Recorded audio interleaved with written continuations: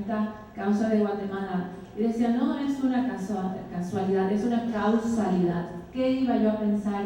Que muchos años después de aquel momento en que yo tomé el avión de regreso de Guatemala a Estados Unidos, iba a tener el privilegio y el honor de tener ante mí una mujer que ha hecho tanto por la causa de los derechos humanos, una mujer con una preparación increíble, con un historial académico en su profesión impresionante y con una experiencia y una vivencia también dolorosa, porque ella también sabe lo que es vestirse de luto.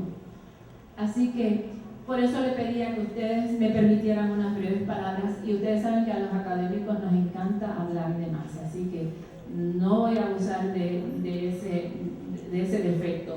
Pero quisiera pedir prestadas algunas palabras antes de entrar en este conversatorio, porque va a ser un conversatorio entre ustedes y ella, y yo voy a tratar también de participar para que ustedes tengan la oportunidad de conocer estas cosas. Yo quiero tomar prestadas unas palabras antes de comenzar esta presentación, que dice: muchas personas avanzan por la vida dando traspiés al borde del abismo sin saber a dónde van. A veces esto ocurre porque aquellos cuya vocación es conferir una expresión cultural a su pensamiento ya no miran la verdad, puesto que prefieren el éxito fácil a la labor de investigar pacientemente lo que hace que la vida merezca la pena. Son palabras de Juan Pablo II y son palabras que yo sé que Iduvina ha vivido.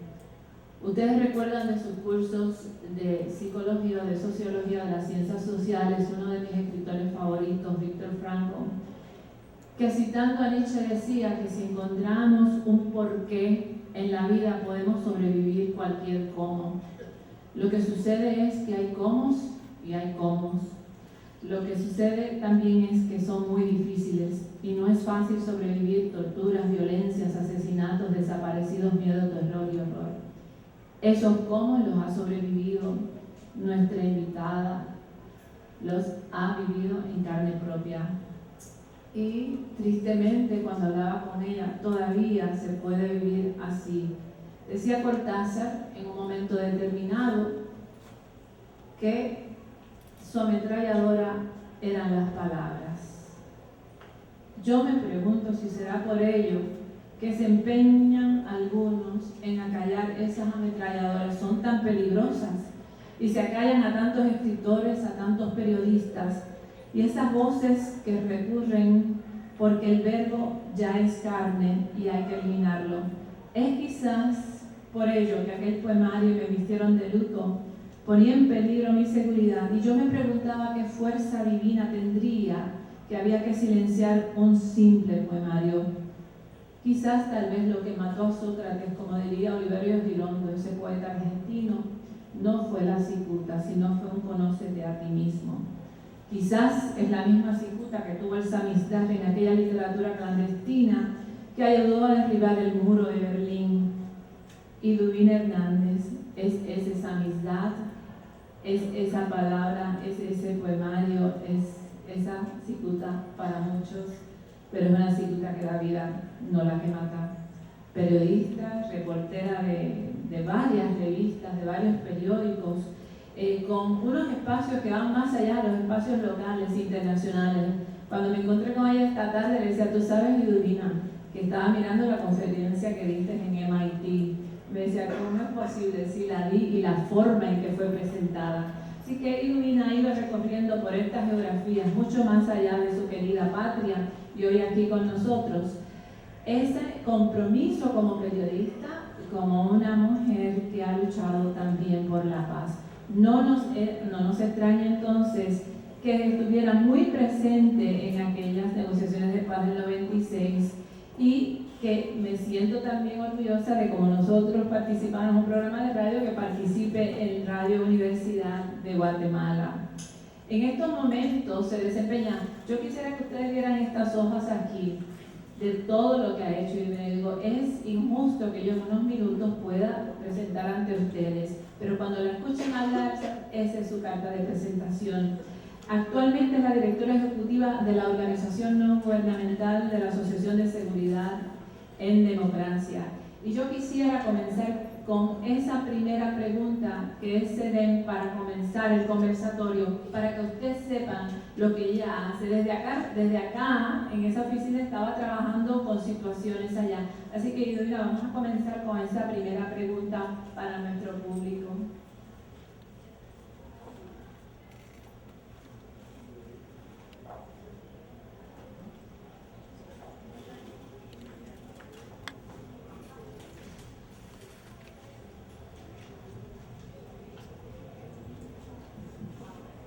Muchas gracias.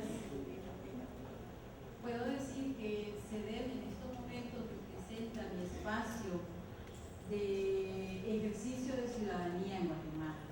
En 1996, estando como reportera en Revista Crónica en Guatemala, decido tomarme un año sabático, decía yo. Ese año sabático se ha vuelto una década sabática.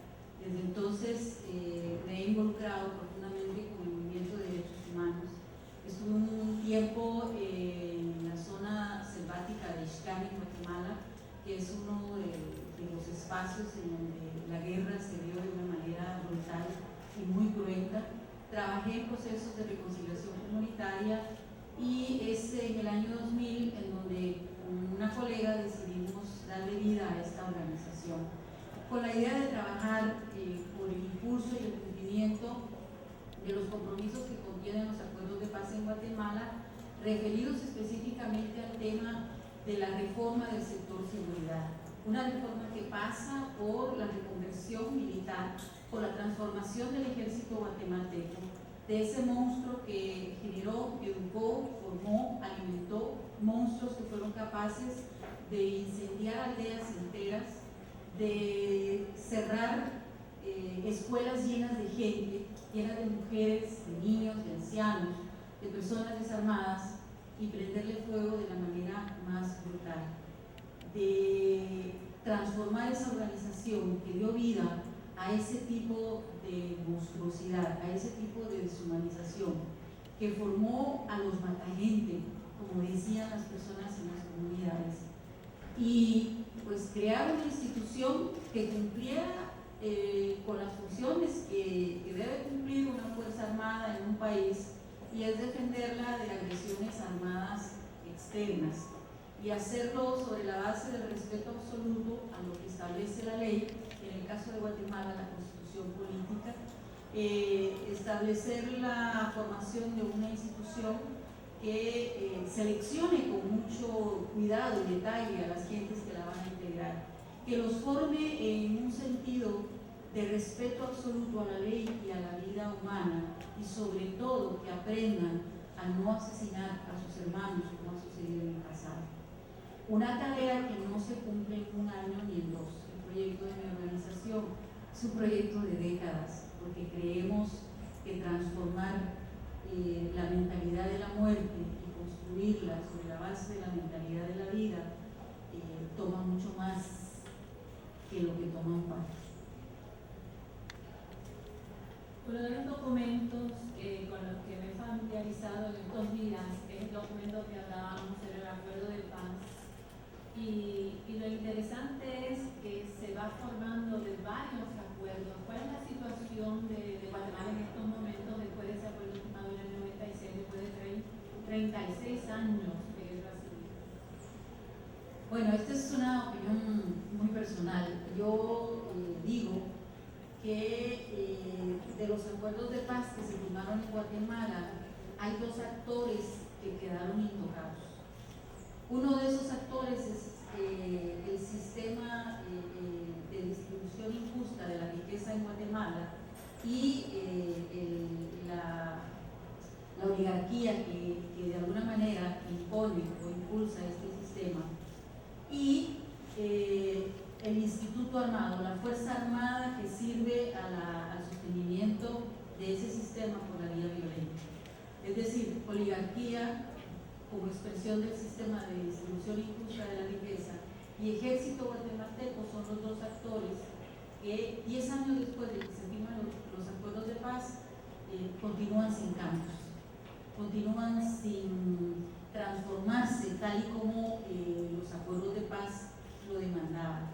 Eso significa que el cumplimiento de un compromiso que puede ser un proyecto de nación, un proyecto de país, un proyecto que está llamado a transformar la situación socioeconómica, establecer mecanismos de relacionamiento distinto entre el Estado y la sociedad, a poner nuevos elementos en la educación, a hacer que el Estado invierta en el desarrollo, a mejorar las condiciones de impartición de justicia en Guatemala, a asegurar el respeto a la esencia multicultural, a la vivencia de esos más de 22 pueblos mayas que forman parte también de Guatemala. Ese conjunto de acuerdos lamentablemente siguen sin avanzar y están intocados en esa amnesia que se ha convertido la existencia de la impunidad por los crímenes del pasado. Hace más de un año ya que llevo conmigo, amarradita acá, una pulsera tejida de unas pulseras típicas que se hacen en Guatemala. Esa pulsera la distribuyeron en un primer encuentro contra el genocidio en Guatemala, que reunió a varias organizaciones comunitarias que están luchando porque haya justicia en los tribunales contra los crímenes que se cometieron en sus aldeas. Y yo me amarré esta pulserita y la he dejado aquí y ha sido sobrevividora la jornada, porque no se ha roto a pesar de que pues, me baño con ella y ahí está, y ahí se va a quedar hasta que se deshaga y se caiga, o hasta que por lo menos haya un juicio por genocidio en Guatemala. Ni siquiera espero que haya una condena, por lo menos que avance un juicio por genocidio. Esto, y me la toco cada vez que hablo para que no se me olvide de que en este momento mi trabajo, mi vínculo con mi organización, mi ejercicio de ciudadanía, ahí con mi profesión de periodista un poquito guardada temporalmente, es un compromiso por la luz. Pero fíjate que qué resistencia, porque uno de los postulados que hay aquí de los conceptos precisamente es que se haga pública esos derechos del pueblo de conocer personalmente lo que ocurrió en ese periodo. Ha sido delicada la línea que se busque entre la justicia y la venganza, que es una de las cosas que hemos preocupado, por ejemplo, lo que ha pasado en el África del Sur, esa línea tan fina. ¿Cómo ha reaccionado el pueblo ante esto? Y está escrito en esos acuerdos. Yo creo que la reacción social generalizada es una reacción profundamente humana, sencilla, en búsqueda de justicia. Por supuesto que el discurso que sustenta y defiende la impunidad por los crímenes de guerra en Guatemala cuestiona el trabajo de las organizaciones comunitarias, de las organizaciones de derechos humanos y la señala de buscar venganza. Y nos dicen que somos una bola de locas y de locos, que ya dejemos de pedir venganza, que ya nos olvidemos y que los tenemos cansados, que dejemos eso tirado por allí. Todo lo que pedimos es que se haga público, en primer lugar, para conocimiento, no solo de esta generación, sino de generación tras generación tras generación, de lo que pasó en Guatemala, para evitar que se repita, porque somos una sociedad que vivió y consolidó su aprendizaje de violencia de tal manera que en muchos momentos uno siente que la sociedad es impune, y lo vemos en lo que sucede en estos momentos. Hay unas maneras brutales de comportamiento social, de ejecuciones extrajudiciales que se están produciendo, y no hay una capacidad ciudadana de indignarse y de reaccionar en contra de eso. Hay una tolerancia demasiado grande a esa actitud de violencia. Por eso es que luchamos porque se conozca la verdad, porque haya justicia, y la justicia la entendemos como que se informe de lo que sucedió, se nos entregue la documentación relativa a esto, se dignifique la memoria de las personas que fueron sacrificadas en nombre de la defensa de la seguridad del Estado, y que se llegue a los tribunales sobre la base de lo que dicen nuestras propias leyes a las personas que se consideren responsables de estos crímenes. Y queremos